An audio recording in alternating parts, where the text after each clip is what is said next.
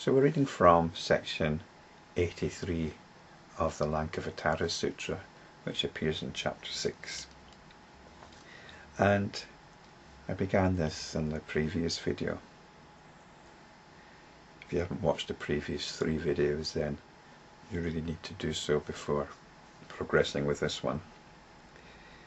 Said Mahamati, how is it that the ignorant are given up to discrimination and the wise are not? And it's quite wrong to take this as some elitist thing,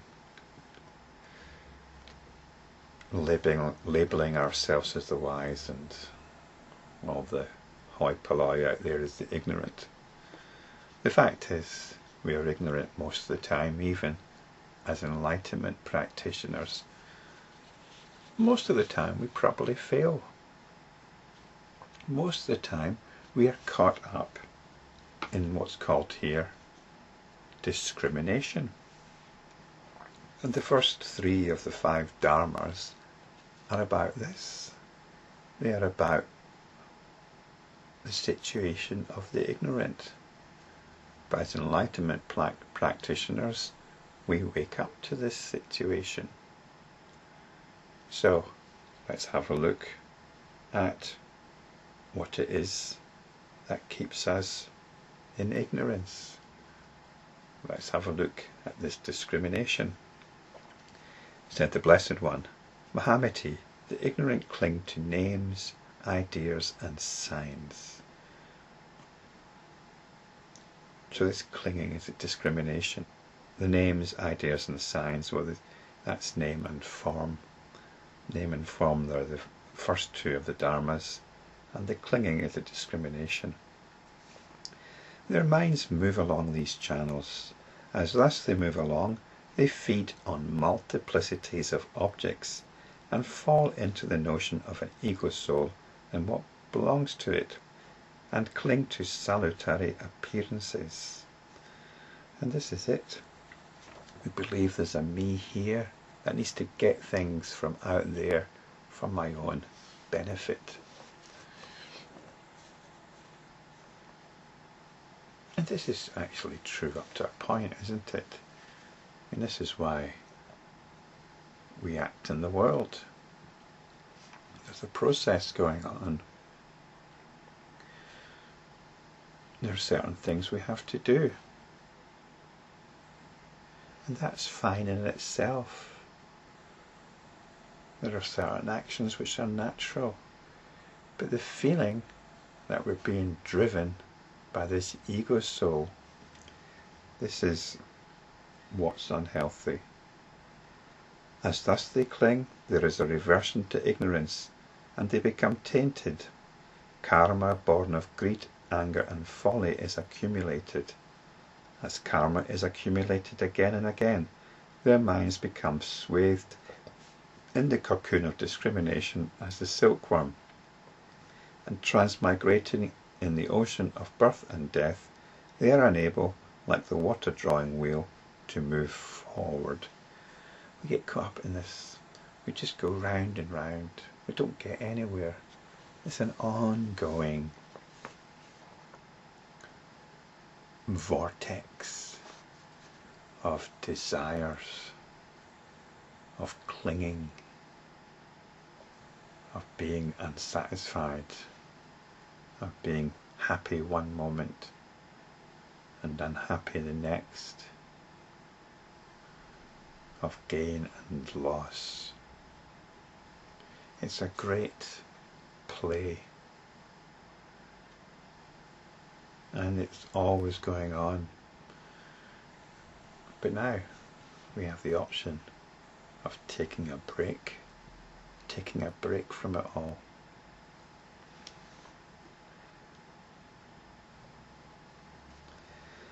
And because of folly, they do not understand that all things are like Maya, a mirage, the moon and water, and have no self-substance to be imagined as an ego soul and its belongings. And this is the twofold egolessness which we must realize again, the egolessness of the individual. There's nothing underneath it all. There's nothing underneath the world. It's all appearances. So we don't understand that things rise from our false discrimination, that they are devoid of qualified and qualifying, and have nothing to do with the course of birth, abiding and destruction, that they are born of the discrimination of what is only seen of the mind itself, and assert that they are born of Isvara, time, atoms, or a supreme spirit, for they follow names and appearances. So it doesn't matter whether you consider yourself religious or scientific, materialist or spiritual. You actually make the same assumptions. The assumption that there's something going on behind the scenes, something real. Whether it's God or whether it's atoms and DNA. It's all just the discriminating mind in action. Mahamati, the ignorant move along with appearances. We get buffeted around by it all. We buy into it. We get whacked around by it. So, the next paragraph deals with the second dharma, form or appearance. Further, Mahamati, by appearance is meant that which reveals itself to the visual sense and is perceived as form, and in like manner that which appearing to the sense of hearing, smelling, tasting the body and the mano-vijnana, that's our thoughts, is perceived as sound, odour, taste, tactility and idea. All this I call appearance. So it's not just visual appearance. It's anything which attracts the attention. This is form, this is appearance. Anything which attracts the attention. That's what we discriminate and give identity to. For the Mahamati, by discrimination, this is the third of the dharmas, is meant that by which names are declared, and there is thus the indicating of various appearances. So then this is the naming. And when we name something, we give it an identity. Saying that this is such and no other, for instance, saying that this is an elephant, a horse, a whale, a pedestrian, a woman or a man, each idea thus discriminated is so determined. It becomes reality. So that's the first three dharmas: name, appearance and discrimination. That's the water wheel of ignorance which keeps us going round and round, treading water, getting nowhere. Further, Mahamati, by right knowledge is meant this. This is the fourth of the dharmas. This is when we realize the nature of our situation and we start freeing ourselves. This is the dynamic of enlightenment practice. When names and appearances are seen as unobtainable owing to their mutual conditioning, there is no more rising of the vijnanas, for nothing comes to annihilation, nothing abides everlastingly. And when there is thus no falling back into the stage of the philosophers, Shravakas and Pratyeka Buddhas, it is said that there is right knowledge. So the understanding here is that we see everything, it's like a play. Everything has got its place and depends on the other. Everything's got its function in relation to everything else. And that's its reality, a mutually conditioned reality. We need that bit of scenery here so that this character here can interact with it or sit as a backdrop to the action and so on. Everything has got an interdependence. It's got no intrinsic reality though. And the rising of the vijnanas is when we identify things as a sight, as a sound, as a feeling, as a taste and so on. This is part of the process of giving something its own individual reality. So when we're in right knowledge, or not get caught up in this process by which we give things a reality. So nothing comes to annihilation, nothing abides everlastingly. We're actually no longer concerned with it at all. We're no longer concerned with conventional reality at all. So we stop speculating about it. This is the stage of the philosophers. The Shravakas are those whom spirituality is about ideas, about correct understanding. And the Pratchika Buddhas are those who are wrapped up in the bliss of their own meditations. Father Mahamati, by reason of this right knowledge, the Bodhisattva Mahasattva does not regard name as reality and appearance as non-reality. When erroneous views based on the dualistic notion of assertion and negation are gotten rid of, and when the vijnanas cease to rise as regards the objective world of names and appearances, this I call suchness. Mahamati, a Bodhisattva Mahasattva who is established on suchness, attains a state of imagelessness and thereby attains the Bodhisattva stage of joy. When the Bodhisattva attains the stage of joy, he is kept away from all the evil courses belonging to the philosophers and enters upon the path of supra-worldly truths. When all the conditions of truth are brought to consummation, he discerns that the course of all things starts with the notion of Maya, etc. And after the attainment of the noble truth of self-realization, he earnestly desires to put a stop to speculative theorization. All speculative theorization is the work of the discriminating mind. And going up in succession through the stages of bodhisattvahood, he finally reaches the stage of Dharma cloud, the Dharma Mega. After being at the stage of Dharma cloud, he reaches as far as the stage of Tathagatahood, where the flowers of the samadhis, powers, self-control, and psychic faculties are in bloom. After reaching here, in order to bring all beings to maturity, he shines like the moon in water, with varieties of rays of transformation. Perfectly fulfilling the inexhaustible vows, he preaches the Dharma to all beings according to their various understandings.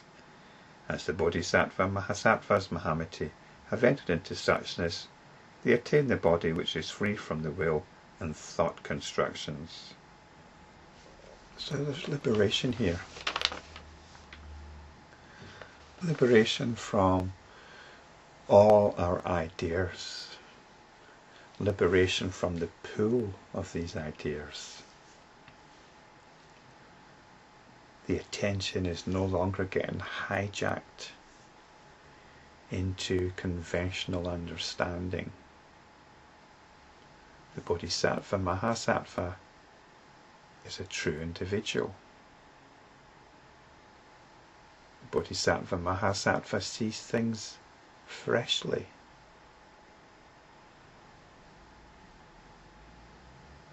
The Bodhisattva Mahasattva can wander freely. They're not tied to the one place like the Waterwheel rotating around. They're not tied to that fixed point. I think I'll just finish this now because there's not much more to do, and I think we've covered the main points. Again, Mahamati said, are the three svabhavas to be regarded as included in the five dharmas, or as having their own characteristics complete in themselves? We've covered the three svabhavas before. The Blessed One said, the three svabhavas, the 8 vijnanas, and the twofold egolessness, they are all included in the five dharmas. And he goes on to point this out. Of these, name and appearance are known as the parikalpita, the false imagination. This is basically how we imagine things to be. Names are ideas. They're a reality that we create within ourselves. This is the parikalpita. Again, there's a video. There are videos on the svabhavas and the parikalpita and paritantra. These are two of the svabhavas. Then Mahamati, discrimination which rises depending on them, is the notion of an ego soul and what belongs to it. The notion and the discrimination are of simultaneous occurrence, like the rising of the sun and its rays. Mahamati, the discrimination thus supporting the notion of self-nature, which subsists in the multiplicities of objects, is called the paratantra. And this is the dependence knowledge. This is the understanding that everything is interdependent on everything else. Like I was talking about previously, this is the paratantra. Right knowledge and suchness, Mahamati, are indestructible, and thus they are known as the parinishpana. And this is the third svabhava. Again, what we've got here is the parikalpita relates to the individual, paratantra relates to the external world, and parinishpana is the right knowledge in relation to the twofold egolessness. For the Mahamati, by adhering to what is seen of the mind itself, there is an eightfold discrimination. I think this must relate to the 8 vijnanas. This comes from imagining unreal individual appearances as real. When the twofold clinging to an ego soul and what belongs to it is stopped, there is the birth of the twofold egolessness. Mahamati, in these 5 dharmas are included all the Buddha truths and also the differentiation and succession of the bodhisattva stages, and the entrance of the Shravakas, Pratchika Buddhas, Bodhisattvas and Tathagatas into the state of self-realization by means of their noble wisdom. So this is it, the 5 dharmas. It's a very comprehensive teaching. It's what fuels our enlightenment practice. It spells out the dynamic of our enlightenment practice.